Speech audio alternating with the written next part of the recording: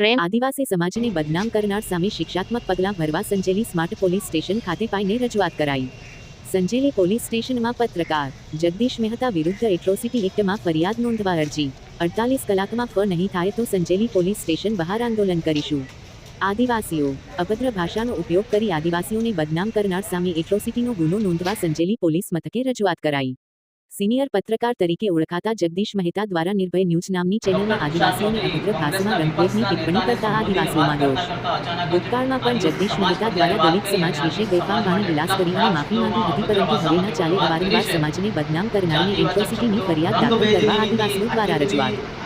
આ પત્રકાર વિરુદ્ધ કડકમાં કડક કાર્યવાહી કરી દાખલો બેસાડવામાં આવે તેમજ ગુનો દાખલ કરવામાં આવે। 48 કલાકની અંદર જગદીશ મહેતા વિરુદ્ધ એટ્રોસિટીનો ગુનો દાખલ કરવામાં ન આવે તો દાહોદ જિલ્લાના સહિત સમગ્ર આદિવાસી સમાજ દ્વારા સંજેલી પોલીસ સ્ટેશન આગળ ધરણા પ્રદર્શન કરી આંદોલનની ચીમકી। પ્રતિનિધિ કપિલ બારિયા। ની અંદર સિનિયર પત્રકાર જગદીશ મહેતા દ્વારા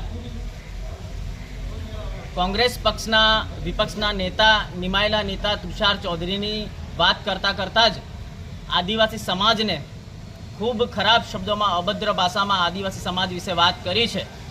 તો આજે સંજેલી પોલીસ સ્ટેશન ખાતે અમે આ પત્રકાર જગદીશ મહેતા વિરુદ્ધ એટ્રોસિટી એક્ટમાં ગુનો દાખલ કરવામાં આવે તેવી અરજી આજે પોલીસ ઇન્સ્પેક્ટર સાહેબને આપી છે અને તાત્કાલિક ધોરણે આ પત્રકાર જગદીશ મહેતા વિરુદ્ધ પોલીસ ફરિયાદ દાખલ કરવામાં આવે એવી રજૂઆત કરી છે। આ પત્રકાર જગદીશ મહેતા નિર્ભય ન્યૂઝને માધ્યમથી કહે છે કે કાળા ભમ્મર આદિવાસી, કપડા વગરના આદિવાસી, એસીમાં બેસતા આદિવાસી। તો આદિવાસીની વ્યાખ્યા કરવાનો અધિકાર આ જગદીશ મહેતાને કોણે આપ્યો? શું આદિવાસીના જનપ્રતિનિધિઓ આજે સારી સક્ષમ થયા છે? તો એમનાથી એમને શું દુઃખ થાય છે? શા માટે એમને આવો વાણી વિલાસ કરવો પડે છે? અને આ પત્રકાર જગદીશ મહેતાએ ભૂતકાળમાં પણ દલિત સમાજ વિશે પણ આવી રીતે જ ખરાબ શબ્દોમાં વાત કરી હતી અને ત્યારબાદ માફી માંગી લીધેલી।